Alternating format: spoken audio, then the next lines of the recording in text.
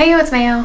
So, I don't know if you guys noticed, but I've taken a month off. And I'm here to share with you guys today why I took a month off and what I've been up to in my month off. So, firstly, I guess we should start with why I took a month off. So, in short, I took a month off because I had a health flare. So, the short story of this health flare is back in October, I tried a medication. It was a vitamin, and I had a bad reaction to it. I took about a week or two off to deal with that, and then I got back to normal life. And that proceeded until about early December.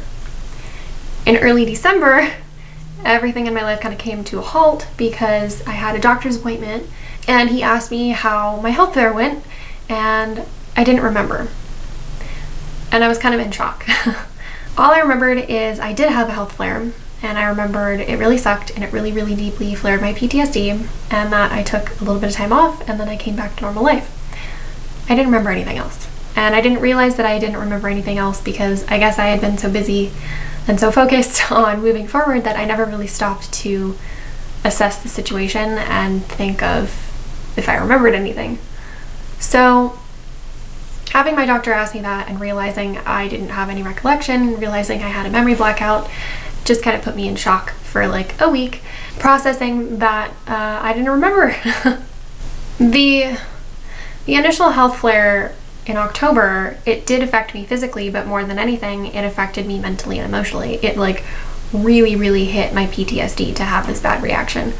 And if you don't know my whole mast cell story and my whole health story, my whole mast cell downward spiral was really deeply triggered by bad reactions to pills. And so I have a lot of PTSD about pills. Still working through that, obviously. I knew that it was more so a PTSD thing when it happened. I just didn't think that it was that bad. So the fact that I had a memory blackout was really a testament of how bad the flare actually was. About the first week after I remembered I had the memory blackout, I did more research about that sort of stuff, and then was just kind of processing being in shock. I've had memory blackouts before. I've had a ton of them. Back when I was really sick with my tick-borne diseases and into my mast cell activation stuff too, I did have memory blackouts, but I had always chalked it up to like, I'm so sick that like, sure, maybe I'll have memory lapses. I haven't had a memory blackout since I've been in remission. I haven't had one happen since the winter of 2016, 2017. So I did not expect this to happen at all. I was very caught off guard, and it's really rare for me to actually like be super surprised or super caught off guard by things, so even that was like, what? It's scary and an eerie feeling when you realize that you have forgotten a chunk of your life and that you have no recollection, that there is a gap missing in your memory. And I really haven't talked about that on my channel before. My memory blackouts, the blank spaces that I have in my memory from all of my years of being sick. There are entire months I don't remember back from when I was really sick, and it sucks. And I just don't really talk about it. But anyway, early December, I was very triggered, I was in shock, and I was physically in pain from how much anxiety and how much emotion I was feeling. Basically in December, once I remembered the blackout, all of the emotions came back to me, all of the PTSD came back to me, but no memories to come with it. I just had all the emotions. So I was dealing with a lot.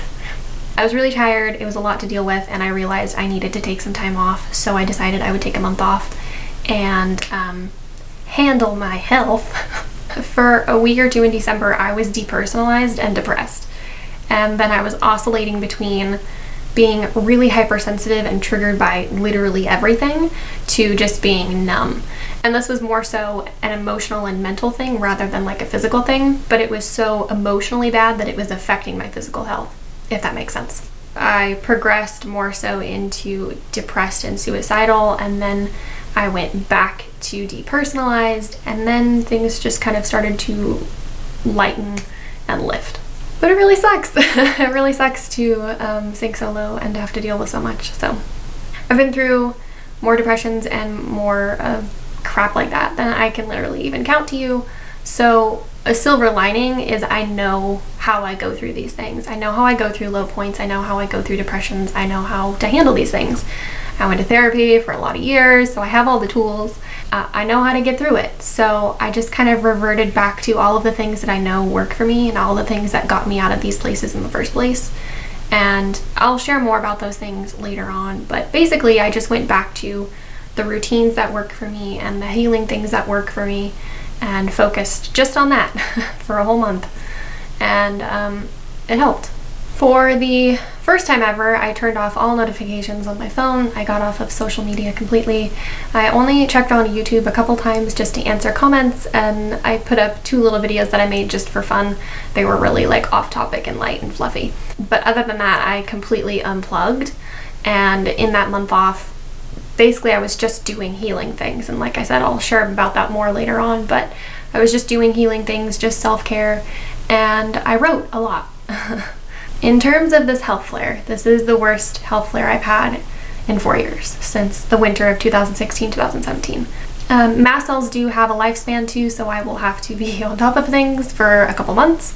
Mentally and emotionally, it was pretty brutal, and just physically, it ended up taking a toll. So I'm still healing, kind of recovering. For the purpose of sharing and for all of the transparency that I give with my whole journey, I just wanted to share about the health flare and share what I do remember. I still have health flares. I still have hard times. I still have bad days. I still have ups and downs. I still have times where sometimes I have to completely, without warning, cancel my entire plans. And that just kind of is what it is when you're healing from stuff. I had different content planned for December and January in the beginning of this year, but obviously things changed, so things are shifting. But I'm really glad that I listened to my instincts and I pulled away when I felt like I needed space and time to heal, and that I gave myself that space, I gave myself that time, and I gave myself the things that I felt I needed.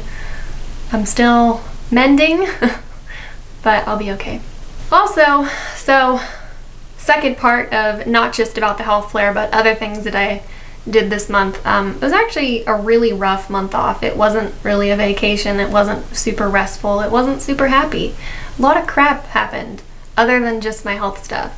We had a family emergency happen. My dog had to go to the vet like twice. We had my brother and sister-in-law get COVID, and without going into details about that, that sucked and was scary. We canceled Christmas due to the time of them getting sick. My fiance had to go work for New Year's Eve, so we were apart for New Year's Eve. And then in the time that we were quarantining apart, one of our cats got pretty badly injured and he had to have 2 surgeries. He's still healing. He still has his stitches in. It's still a work in progress. But that really sucked. There's been a lot of crap. At least my fiance and I are back together. On a plus side, my parents and fiance are all vaccinated for the COVID vaccine. That's cool. Yay for that. They all got their 2 doses of the vaccine. And then my birthday, which was January 16th, I spent in bed, bedridden, with cramps so bad that I couldn't walk. So that's always fun too. It was really just a whole shit show of a month off. But we're okay. We'll get through it. Anyway, I'm excited to get back to creating some stuff, and I really just wanted to update on why I was gone and what I've been up to, and apologize for this crappy lighting because my damn. Anyway, it's been a month. Thank you so much to any and all of you who sent well wishes during this time that I spent off. And thank you for really any kind and encouraging comments that get left here or on any of my social media. It's not always easy to do what I do, to do this, to share so much of what I've been through and to share all of the hard times and struggles and things. It's not easy, but when people send me messages or leave comments or things thanking me for what I do or sharing how it's positively impacted them, it just reminds me why I started doing this in the first place and why I've continued to do this for so long. So thank you to those of you who leave kind words and share. I have also reached some cool milestones with my channel this past year, so I'll just end with thanking you guys for all of the support and all of the love here. Thank you for supporting me. Thank you for supporting each other. Thank you for making this a kind place on the internet. I really appreciate you guys. Really, more than anything, thank you so much for all of the kind words and support that you give me. It really means so much more than I even know how to express. That's all for today. Thanks for watching. Classic Bye, mail. peeps. If you guys like my content, be sure to subscribe to my channel and check out all the playlists on my channel page. You can also check out my Heyo It's Mayo blog for written versions of most of my content. If you guys have any questions, comments, or video topic requests, you can always leave them in the comments below. Be sure to come follow me on social media too.